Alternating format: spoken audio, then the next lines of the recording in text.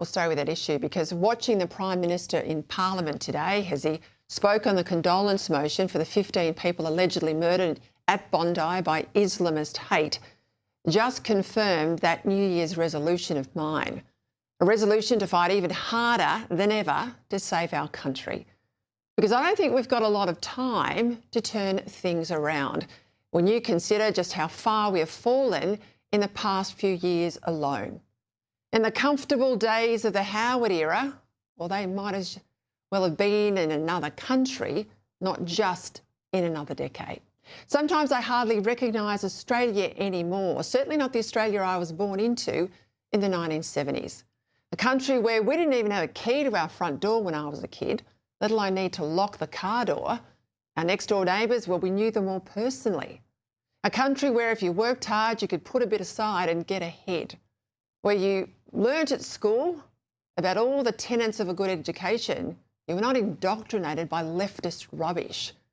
A place where the vast majority of migrants that arrived here came to build a country, not blow it up.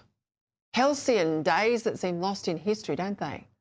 Because December's Bondi massacre was proof, if any was needed, that we're drifting backwards, some might even say losing our soul as a nation. We have a government that's clueless about how to deal with this decline, unwilling to even confront it, to name it, and a political class that's generally letting Australians down. It's no wonder that the first news poll of the year shows support for anyone but the two major parties at almost 50%. That's an all-time record.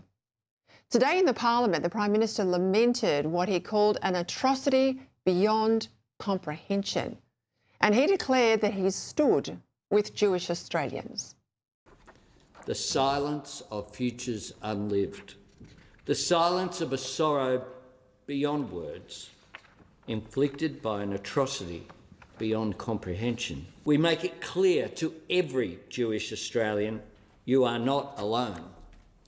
All Australians stand with you. Only it wasn't beyond comprehension. The hate speech and the intimidation started here in this country within hours of the October 7 atrocity. And because he did nothing, it steadily increased. No one, certainly not the Prime Minister, should have been surprised when that hate speech became hate marches, became firebombings, and ultimately mass murder. The ASIO boss had for months been warning of the increased terror threat, almost all of it coming from Islamist fanatics. Traditional transnational terrorist groups such as Islamic State, Al-Qaeda and their affiliates are exploiting permissive spaces to revive and renew their capabilities. And our greatest threat remains a lone actor using an easily obtained weapon. If I can pick on Hizb ut-Tahrir again, we have to look actually at its core what that group internationally believes in. It doesn't believe in the open three society we live in. It wants to replace this with a caliphate. How can we accept that? That's the boss of ASIO, our Chief Intelligence Officer in Australia. But listening to the Prime Minister today, it was as if the Bondi massacre had come out of nowhere, and that even after the deaths of 15 innocent people, there is nothing to be done except, as he said at the end of his remarks today, other than build social cohesion, he said, and reject division and prejudice in all of its forms. We must channel our anger into meaningful action. And it's a task for all of us as Australians to build social cohesion, to reject division and prejudice in all of its forms. Sure, but that's all motherhood stuff. That's not the lines we expect from a leader who could do something about it. What we want from our government are answers as to how this got so bad and what must be done to fix it. That was the gaping hole today in the Prime Minister's speech, because the truth is Labor can't and Labor won't do anything beyond the cosmetic. It's too beholden to Muslim votes in cabinet ministers' seats, the Muslim vote in ALP branches as well. That's too riddled with the cultural Marxism that puts Jewish people in Israel on the wrong side of every debate. That's why the government's draft legislation targeted guns rather than the Islamist fanaticism that allegedly pulled the triggers, and couldn't just deal with Jew hatred in its legislation, but had to go further and wider and deeper and criminalise almost any criticism of any minority group. Opposition leader Susan Lee got closer to the mark.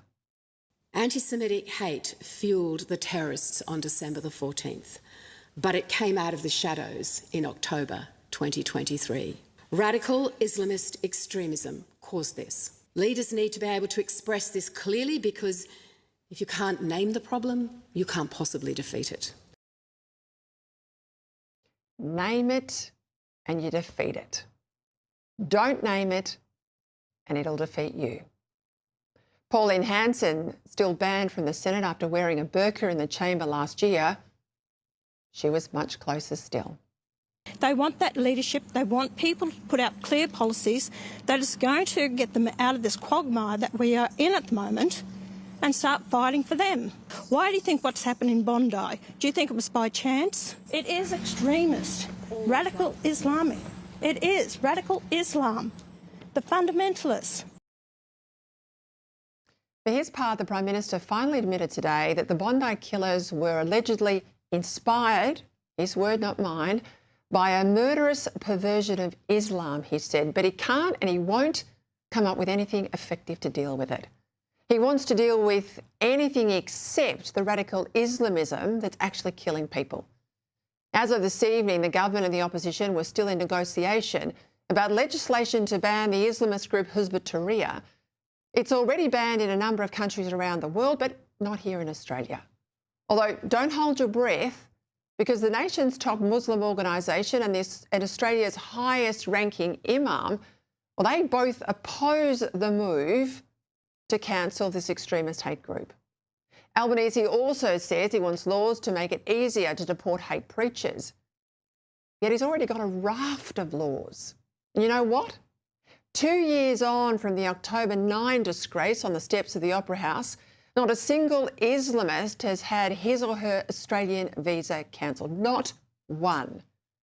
Tony Burke's quick to cancel the visas of neo-Nazis and to block the visit of hardline Israeli government ministers, but he lacks the guts to send even one Islamist packing. That's the bloke that goes out to the airport too and welcomes the Gazans and secretly brings home the ISIS brides, those co-conspirators. He says, though, to block and send out the hate preachers, we need new legislation. Anyone in the news poll today was a shocker. I have been warning about this for years. So much for the Liberal moderates telling people that their base had nowhere to go. Well, they're gone, haven't they? Question is, can they get these voters back? Because if the coalition is to win back the growing protest vote parked with One Nation, it will have to come up with strong and practical proposals of its own, not just slightly amended, less worse options than what the government's offering. It's got to have practical ways to rebuild the social cohesion that's been eroded under the misguided multiculturalism that somehow our diversity, our unity is our diversity. Well, it's not. Modern multiculturalism is killing this country. With Australia Day coming, it's time to recognise the culture war that's being waged against our country and stand up to protect our freedom and our way of life.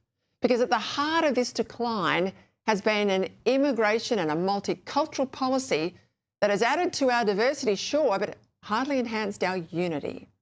And too many weak politicians have gone out of their way to focus on colonial shame, Indigenous revisionism, that shocking voice, and the nonsense of flying 3 flags instead of one.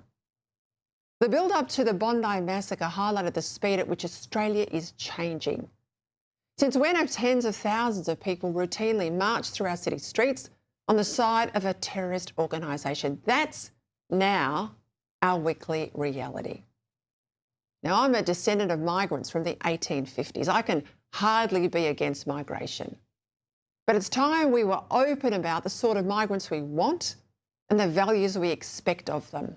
As I said earlier, there's a big difference between those who want to build up our country and those who want to blow it up.